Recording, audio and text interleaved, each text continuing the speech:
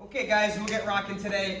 So this was a review from quite a few months ago, but it's really important to review it, and it's probably the most important series you can learn from the full guard. It's the punch block series, okay? So we're gonna learn how to deal with somebody if they're punching you from the full guard, okay? You know, sport jiu-jitsu is fun, rolling and everything like that.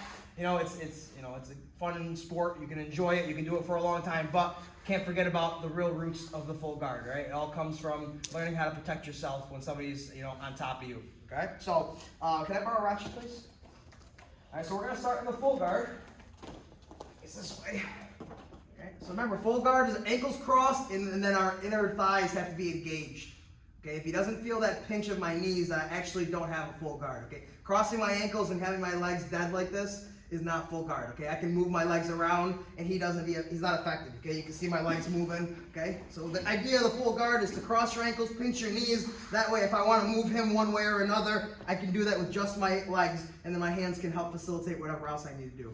Okay, so that's the full guard. So never forget, it's crossing your ankles and pinching your knees together. Okay. So if this is a street self-defense situation and he's punching me, I don't necessarily have to be reaching for grips, okay? Especially 2-on-1 grips, my face is open for punching, okay? So I'm always gonna have my hands here, okay? Hands over the top of the skull, and I just wanna see in between my wrists. That's all I need to do, okay? Yes, I wanna see when the punches are coming, okay? My first instinct is to try to collapse his base onto me, okay? If you can maintain this distance is red zone for me.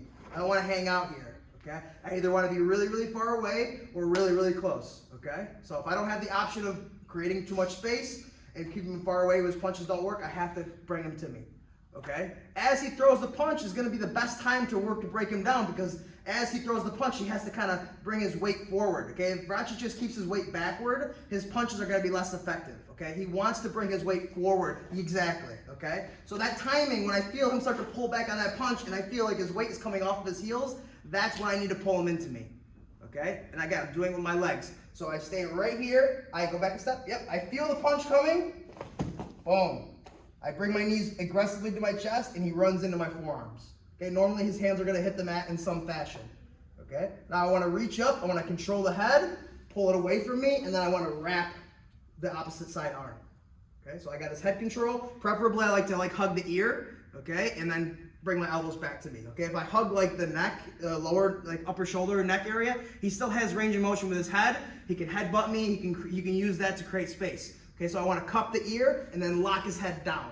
And now of course my head stays tight. My head's not gonna stay tight during the whole thing because I'm talking, but this is where I wanna be, right here, okay? From this position, Ratchet's gonna be very difficult for him to actually create any kind of real damage. Yeah, he has to work to make space, and then he can work to create damage. But while he's working to make space, I'm gonna have certain reactions to keep him in this phase 1 of punch block series, okay? So again, he starts here with the hands on the chest, or hands on the stomach, anywhere like this. My hands are here. I don't even have to have my eyes open. I can feel when he goes to the punch, all right? Because again, I'm connected to him through my guard. So I can feel when his weight distribution changes. He crashes into my forearms, I reach, grab the head, and I lock the elbow down on the free hand, okay? This is phase 1 punch block series. All right, so there's not very much you can do here. Okay, so I just want us to grab a partner and just work on this breakdown. Okay, again, my hands are here. I feel that punch coming. Boom, aggressive. Reach up, head control, and then I wrap the arm, and I head tight, and I'm constantly readjusting my guard to get it higher and higher. Okay, my guard's down here low. Again, there's less weight on his upper body, less weight on his hands. It's easier for him to pull back. But if I can climb higher with my guard, my knees are up high like this, it's gonna put a lot more weight on his hands. It's gonna force him to put his hands on the ground and use that to help build his base. And we've gone over certain scenarios where if he pulls up too hard with his hands on the ground, this is where we set up our kimuras.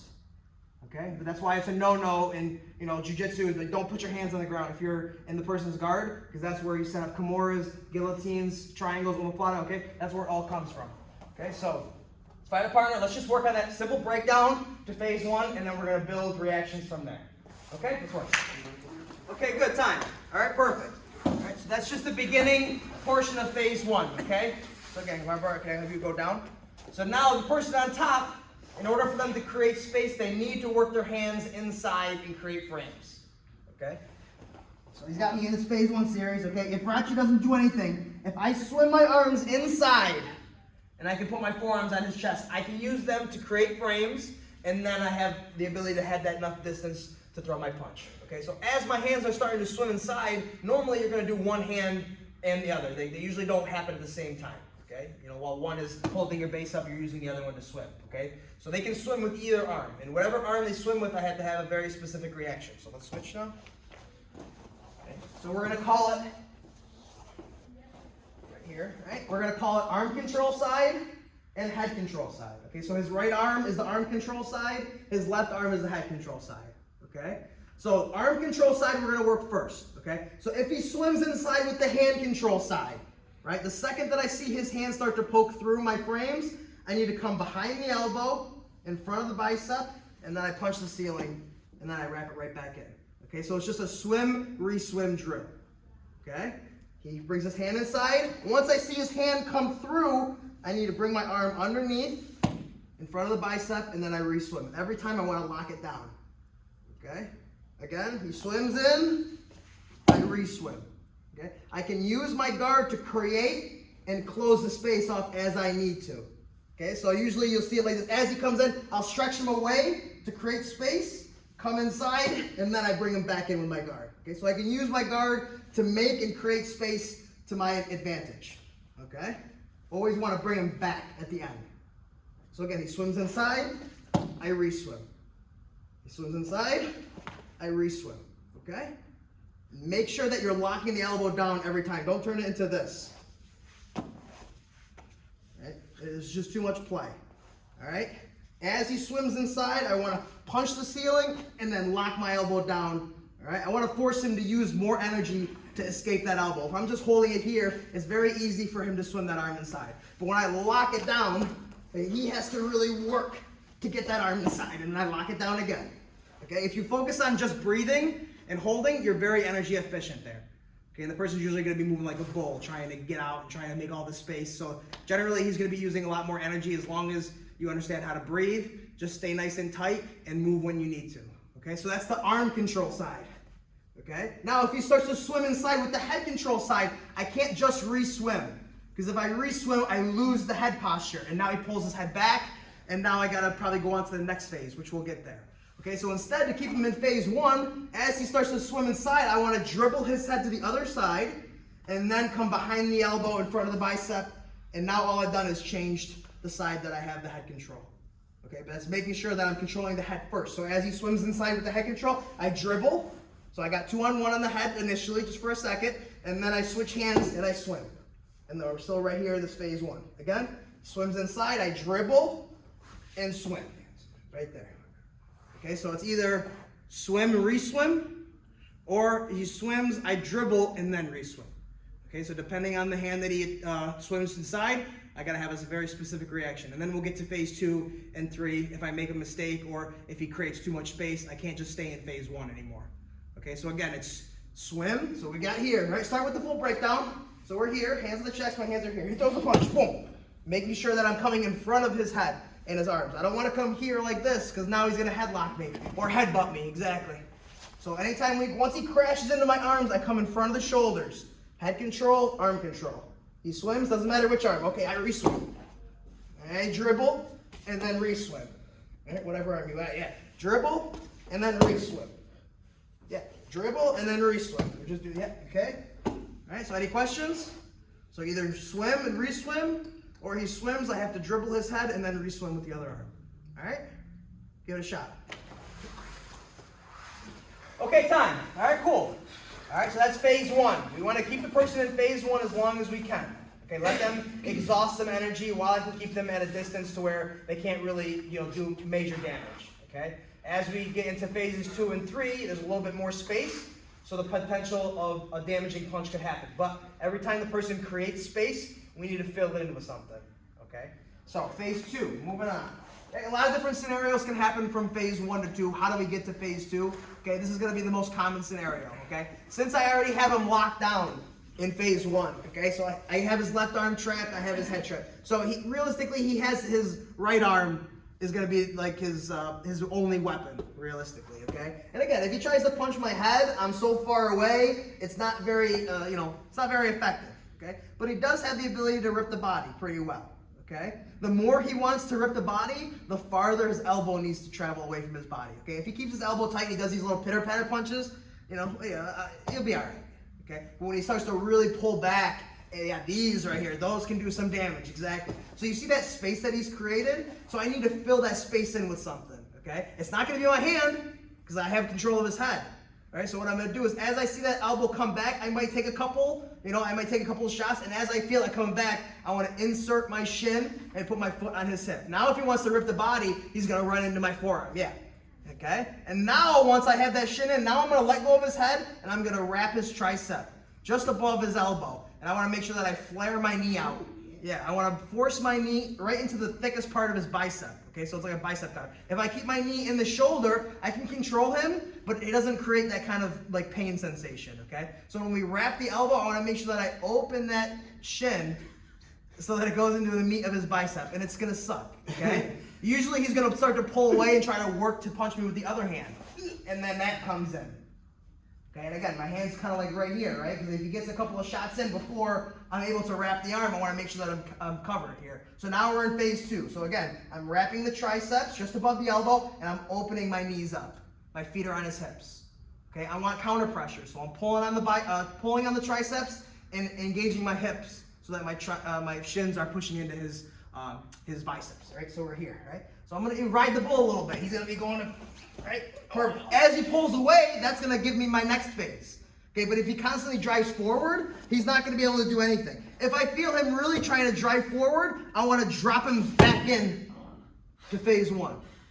Okay? Drop him right back in. Making sure that I control the head on his way in so he doesn't get a headbutt in there intentionally or unintentionally. Right? He can do it on purpose, or he can just do it by mistake because he's driving his body into me, and boom, we clash heads. So when we go from phase 2, if we drop him back into phase 1, as I kick my heels away, I want to gather the head first and then attack the arm.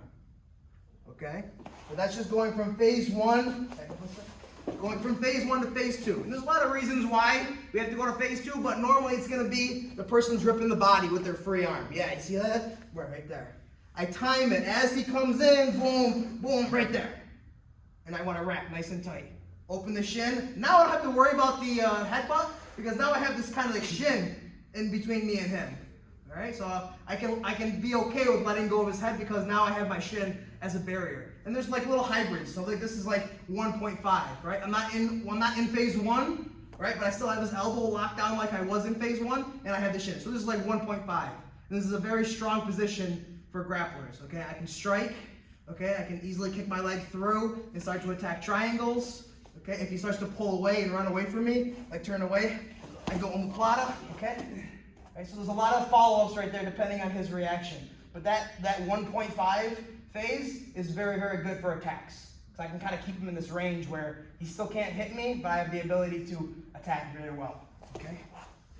So again, just going back to 1. Okay, he starts to rip the body. Right there. Right, stretch him away. Open up the shin. He starts to pull the other arm out. Throws punches. He's throwing punches. Right. I want to block. Just in case some of them get in there. You see the elbow and knee combination, right? When I'm connecting my knee and elbow, that's my shield. Okay, I'm not going to hang out here. The second I feel him throwing that punch, I want to gather that tricep up, open my shins, and feet to the hips. Okay, if body type is weird and your feet aren't exactly on the hips, like a nice platform right here, just making sure that you're pinching your feet onto his ribs. Okay, just creating more connection. That's all.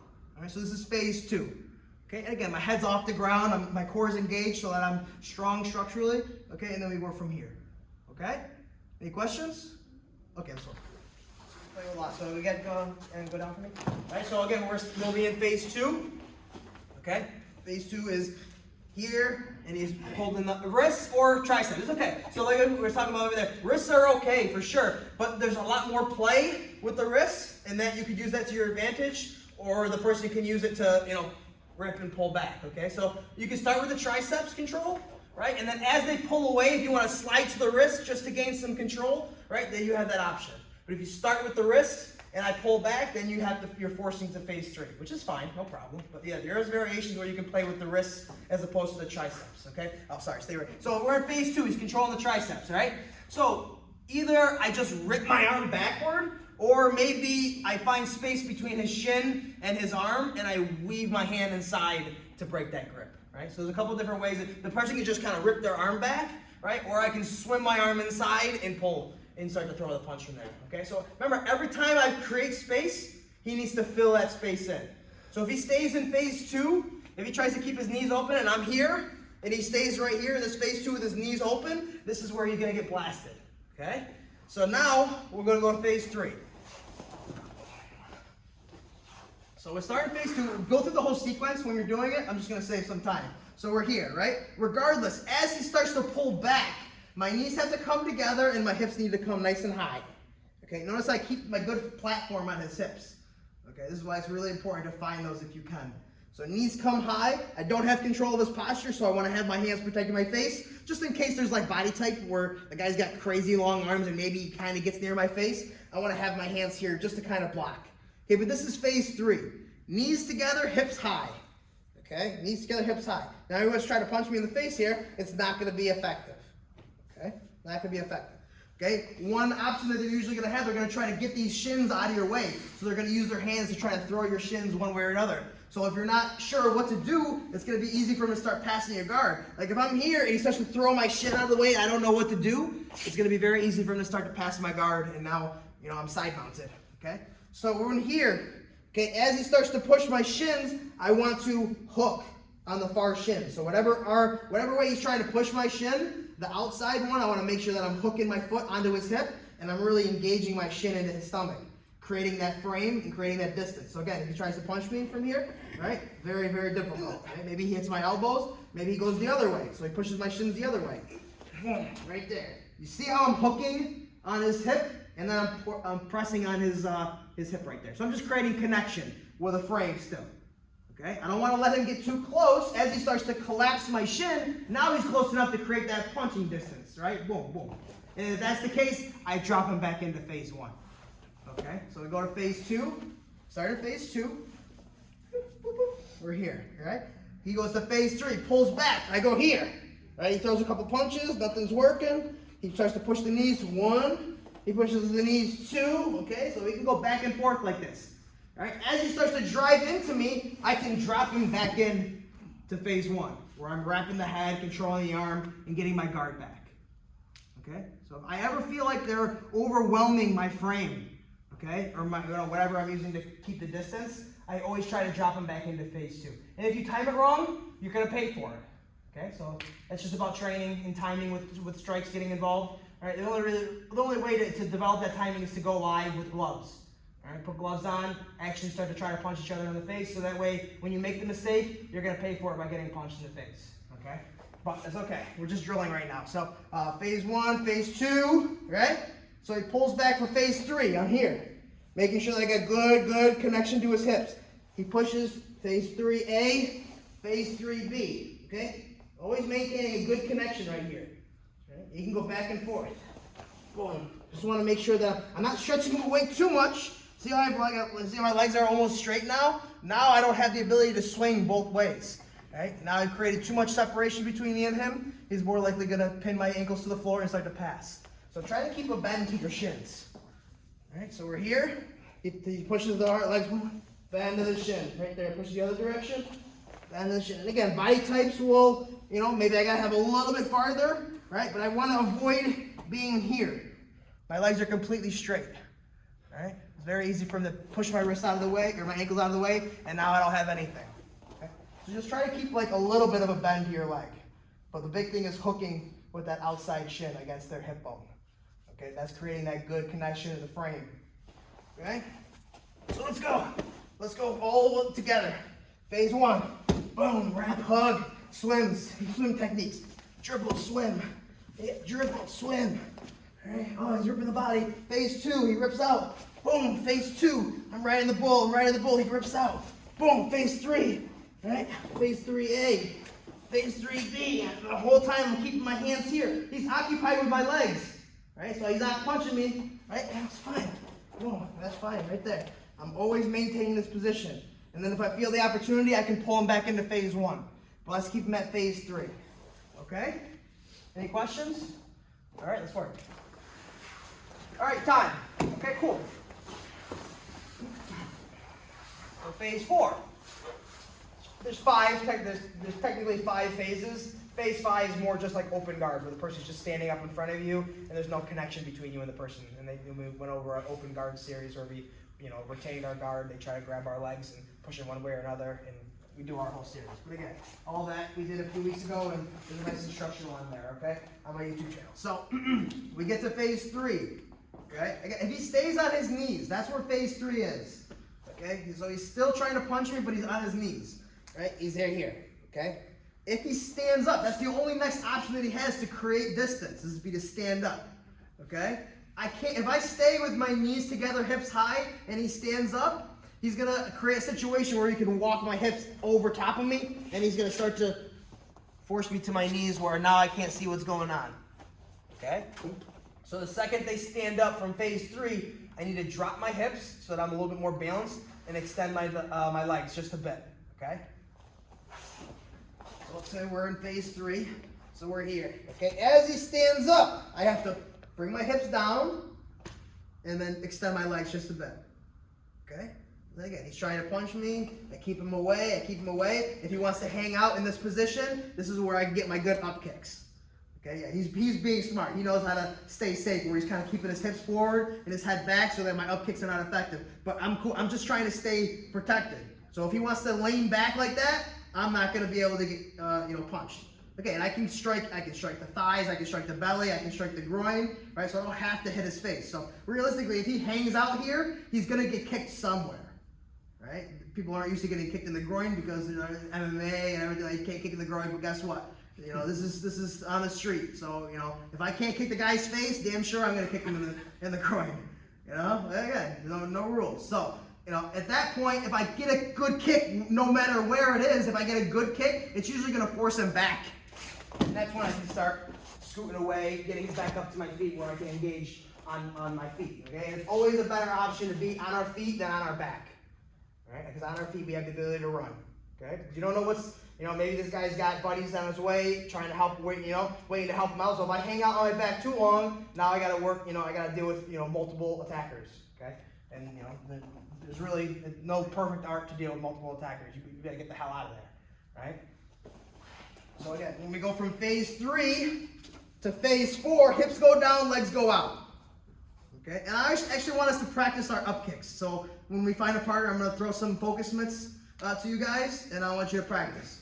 Right? But for now, he's just going to kind of double up on his palms. Put it, just like that. Okay? Which leg do I use to kick? Okay? Generally, if the person is trying to punch you, they're going to have a staggered stance.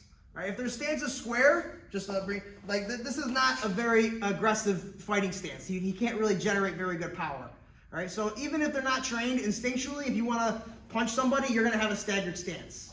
Okay? So the lead leg is the leg that I want to plant on. Okay? 'Cause it's a little bit more stable. Right? If I try to plant on this leg, it's more likely to slip off because it's not as close. There's not as much of a bend to his hip. But right here, I have a good platform to push off of. Okay? I want to make sure that I lift my hips and pull my knee back and then throw that up kick. Okay? Don't just try to kick with your leg. Look at all this wasted energy. Right? So I bring my hips up, bring my knee back as far as I can go. I'm not hanging out here, but that's the idea. I bring it back and now, boom! Curl your toes back. Expose the heel. Okay? It's a lot more different than hitting with the toes, the flat part of your foot. No good. Pull the heel back, pull my toes back, and strike with the heel. Okay? Again, we'll do like 2 of them. 1, 2. And on the third, I want the guy to fake like he just got rocked and back up. And that's where I get to my elbow, do my butt scoots as I need, and then when I feel like I've created enough distance to where I feel safe to stand up, I do my technical stand up and get to my feet, and then whatever happens from there happens from there. Okay? Knowing the distance that you need to create to stand up safely is a skill entirely. So if I'm here, if he's standing up and I'm here, this is not a very good distance for me to start standing up. It's very easy for him to close this distance midway in my stand-up. If I go mid-stand-up, he starts to gather in, boom. Right? So I'm backing up right here. If he keeps approaching me, I keep backing up, okay? If he approaches me really quickly, I get my feet back up and my back on the ground. And then again, the same idea. I find some kind of connection to the person, and I do my whole same series. Okay, we've worked on sweeps from here, where we're kind of in this phase 4 series. We're here, and I got my feet on the hips, right? I grab the ankle, and we have all of our really simple sweeps from here, right? Where we do our tripod sweeps, right? We did a few of those weeks ago, okay? But That's part of like the phase 5, when the person isn't really engaged in us, and we work from there. But going off on a tangent, come back down. Phase 3, he goes to stand up. Phase 4, all right, again, I'm pushing away just enough. All right, he hangs out here, frame, crease that frame, pull the leg back, hips go high, 1, 2, on the third, boom, he backs up, I get to my elbow, butt scoot a little bit. Now from here, I feel comfortable at this range, where I can stand up quickly, and now I can engage his advances with my feet, right? And that's where we crash, we clinch, we work to get our takedown, and we establish top position.